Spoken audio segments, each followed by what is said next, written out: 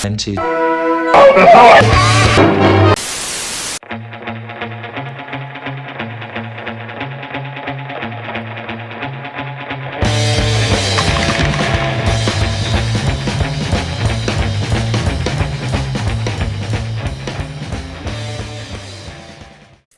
Hello and welcome to Garage Quest, the show about every garage rocker's favorite game that takes place in a garage since the 70s, Dungeons and Dragons. I'm Mae McDonough, and with me is Rusty. And then I've got my brother here, Ryan, and my dear friend Brian here, because since this is our first episode, I wanted to start with my adventuring party.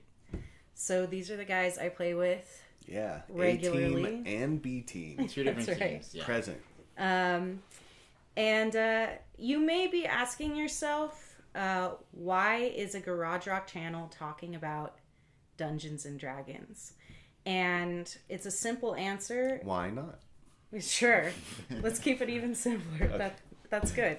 I guess mine's the complicated answer, which is that the two cultures have gone hand in hand for a long time, and it's a great game.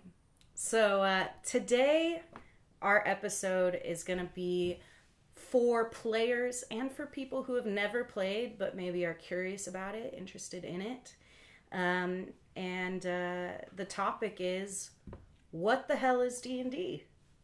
The obvious answer is that it's a role-playing game created by Gary Gygax in the 70s. Specifically a tabletop role-playing game. Tabletop role-playing game. It's not LARPing. So, I don't know, what do you guys think? What is D&D? How would you describe it to other people?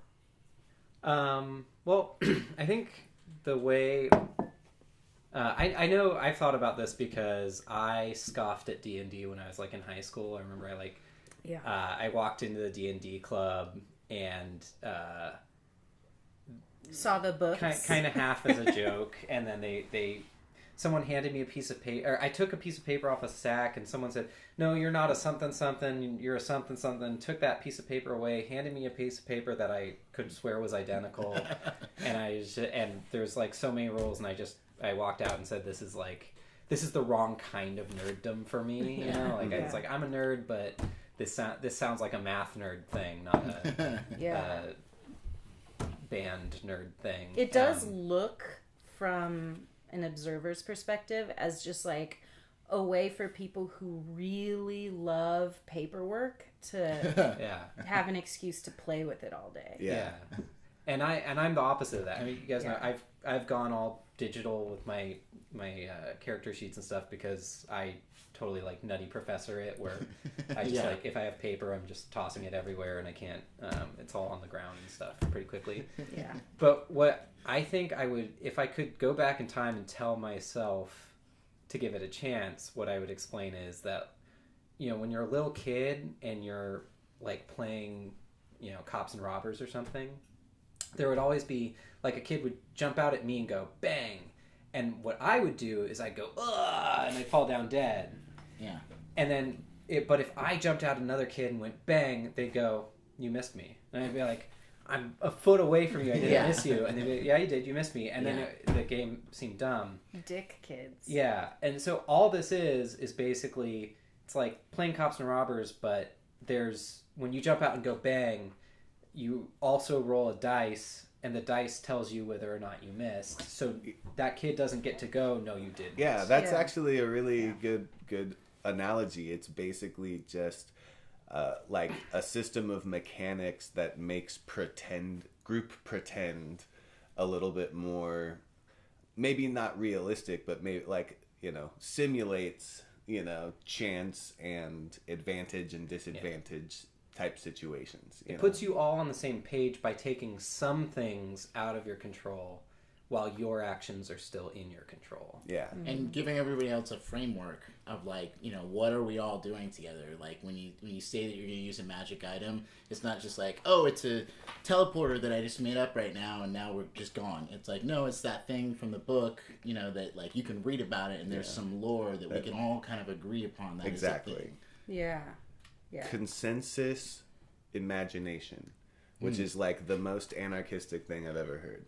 It also sounds like it would be like the name of a really like lame Silicon Valley company or something. Consensus animation. What do you do at Consensus Imagination? Imagination, yeah. We'll figure that out. Somebody go get that domain right now. Yeah. But I think that's true.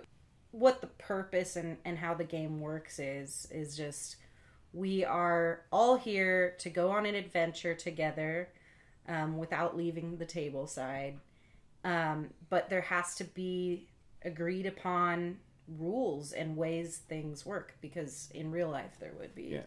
Yeah. And one of the things that I always get asked is when I say that you have free will, you can do whatever you want, whatever you might choose to do in real life. People seem confused by that. Like, what do you mean you can do whatever you want? Yeah. And the best way to explain that is through an example, I find. Say our DM, our dungeon master, the guy who, whichever one of us decides this week we're gonna plan a session. That person is God. But let's say the DM says, okay, there's an earthquake. What do?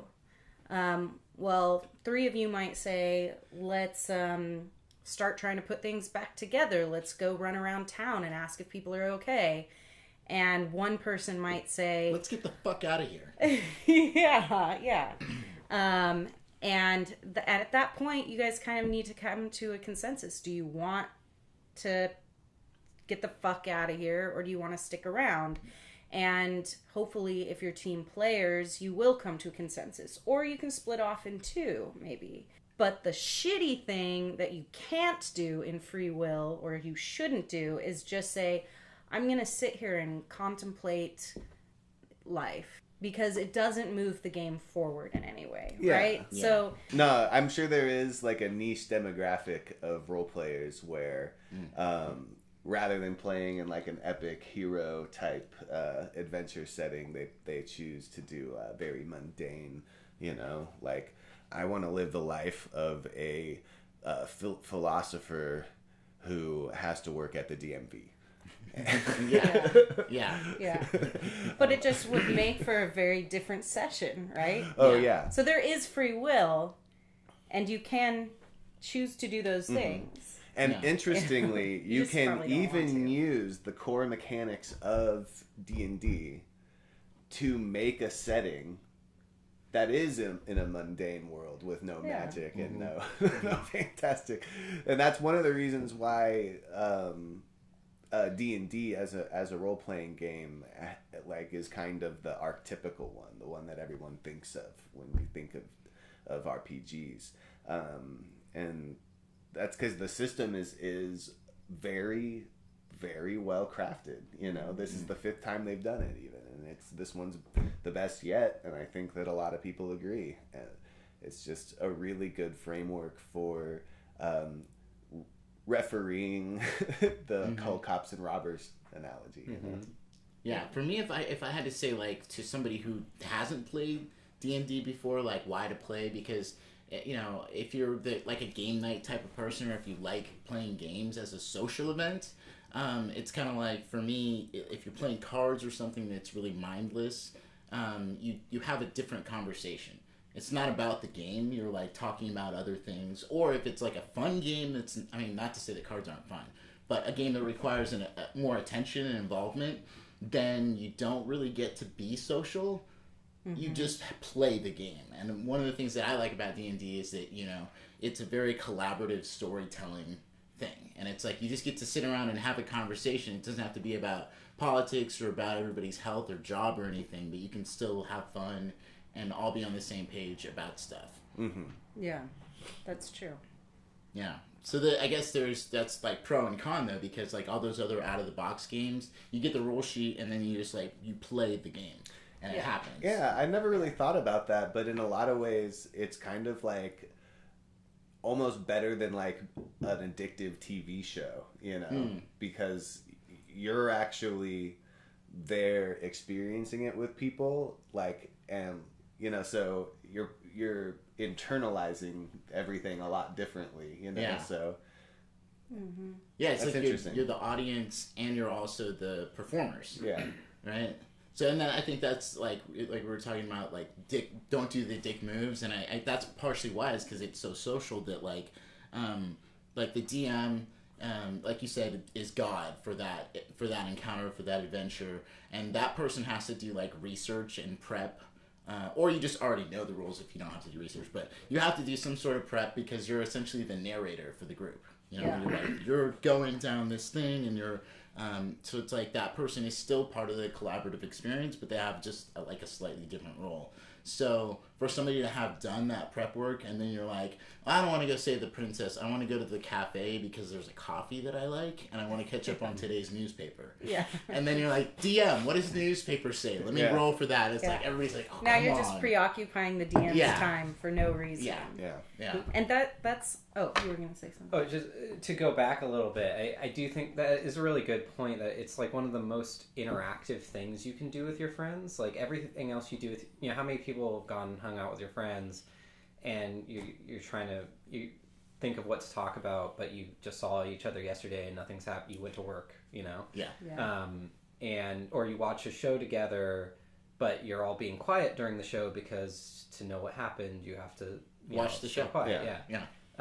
And so a lot of times the things we do with our friends don't actually involve us like interacting with our friends, but because D&D is entertainment, but it's also a creative exercise, like you're spending time with your friends, but you're also constantly talking, constantly thinking, discussing strategy, or even just in the role-playing aspect, like playing characters off of each other, which can end up creating really funny moments or really crazy moments.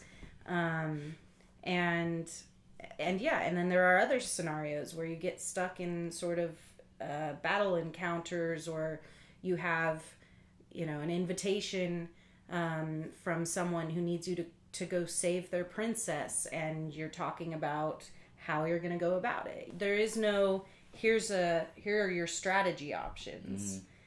We as people have to use our brains intellectually to come up with the team plan. My next question to everyone would be, what's the appeal? Why play D&D, especially when there's all sorts of video games and things like that? So one thing, I think, comparing it specifically to video games, one thing I really like, I was always one of those people who, like, whenever I play a video game, one of the first things I do is go try to find the edge of the level and see if I can jump over the barrier and keep going somehow, like test the limits of what of that world. And the thing about role-playing games is like tabletop role-playing games, is that the human brain is an incredibly adaptive processor. So it's like playing a video game where the video game designers are being able to react to the things you're trying to do. So whenever I play a video game, sometimes it'll be like, you'll see something on the ground, you'll be like, I wonder if I can pick that up, and you can't pick it up, and the reason you can't pick it up isn't because your character couldn't pick it up, it's because they just didn't, that's not intended for you to interact with that thing. In D&D, every time you play, basically there'll be something that the DM or GM didn't plan on you doing, but they roll with it. When you decide to do that, so the world keeps growing as you explore things, and it keeps if you turn an unexpected direction, there might not have been a hallway there, but now there is, because you decide to go that way. And I think that is really exciting, because it's makes things truly unpredictable. It makes you have true agency in a way video games don't have. It would be great, like right now, if we were able to go to Ibiza and like hit up like an epic party or something like that. But that's kind of cost prohibitive, like on a daily basis or a weekly basis. But together, like we could go to a foreign land together and like develop not only like experience like what it would be like to do something that's like fun and epic that's outside of our current capability as like actual human beings, but then also to develop that over a long form and like have characters that have running gags or like you know, like the agency thing, like where somebody decides to go around a bend and the DM had no idea what was going to be there, but because the player wanted to do something, it creates an avenue for a future adventure that, you know, wouldn't have been there otherwise. If you think about it, it's like it's our own way to pretend we're producing a production, a narrative production, whether it be a movie or a TV show or whatever.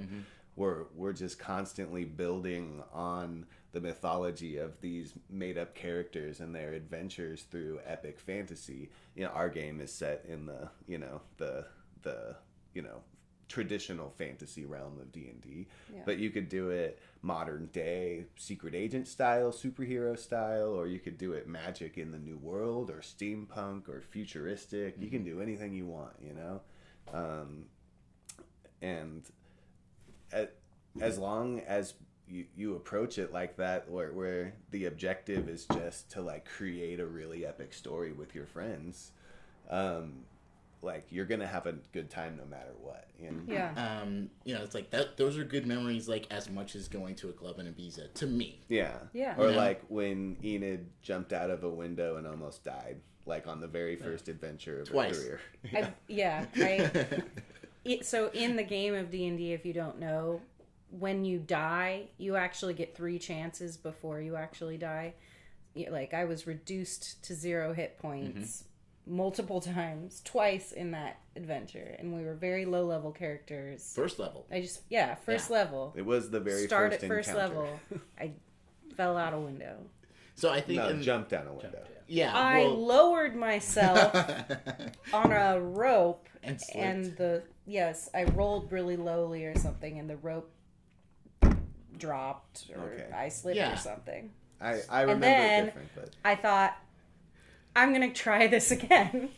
Which was a mistake. Well, because like first level, you get, depending on what your class and your race is, you get like a D8 or a D6 or something like that. So you have like less than 10 points probably, and the fall from more than 10 feet is a D10. So you can die that way. Not to nitpick, but gravity. I know that they're gonna mention it in the comments. But it's a D6 for every 10 feet after 20 feet. Oh, there you go. Yeah. Can you just have Brian like dub in over his voice? I can do that. It's I'm good with ADR. I can just do that. So something I was gonna say, back to it being like kind of like a form of storytelling and like a form of team storytelling, and with what we were just talking about, with how based on the role something can turn out epic or an epic fail. That's one of the benefits to it, is like all the storytelling that we watch has been so finely planned that, you know, if you're watching a Marvel movie and Captain America does something amazing, you're not impressed. You're not impressed because it's like, well, the writer just said that's going to work, right? And in D&D, if you try something really difficult and it actually works out, it's like, wow, that actually probably would have failed, you know, in this case. Or if something doesn't work out that you thought, you know, you had no chance of failing, it's actually surprising. And I remember I heard an interview with George R.R. Martin where he did say that he has used stuff that happened in his D&D campaigns in his writing. Oh, cool. And I didn't know that. So if you think about the huge appeal of Game of Thrones was based on this whole idea of, like, you know, spoiler alert, that, you know, like first season the main character basically just gets killed off at the end of the season, and people are just like, wow, I didn't know you could do that, right? Okay, 5th edition makes it a little bit difficult for that to happen in most people's games, but probably not in his game. I'm sure in his game it's like 1st and 2nd edition were notorious for killing characters, but so there's that unpredictability, which is such a key to entertainment, really, you know. So that's another thing that the game brings. Before we end, there's one thing I think we should do. everyone say one thing they want people to understand about D&D, and one word that sums up why you love D&D. So let's start with Brian. Well, I got the least time to prepare, but Yeah. obviously, what I want people to know is that D&D is fun. And one word? You said one word as to what's great about D&D. Awesome. That works. Awesome works. The thing I like about it the most is that having a lot of different types of people and opinions at the table, unlike in most social situations, it actually like greatly increases the amount of fun and excitement that you have as an individual, you know? Yeah. So I would say social. Social. Okay. Ryan, you want to go? I think the thing I'd want them to know is that it's not so much a board game as it is a creative exercise. Mm-hmm. And for the one word, I'd say critical. Yeah. Yes. Awesome. Natty. What I want people to know is it's not LARPing and it's not playing with toys. Because... Sometimes I feel like Yeah, and then the one word I think that's great about D&D is magic. So that's it. This has been Garage Quest, and I hope you enjoyed it. Please subscribe to the Psychedelic Cherry, and if you have a different description of what D&D is, or if you think we've missed a critical part of D&D in this episode, please feel free to comment below. We'd love to hear from you. Say bye, everybody. Bye, everybody. Bye. Everybody.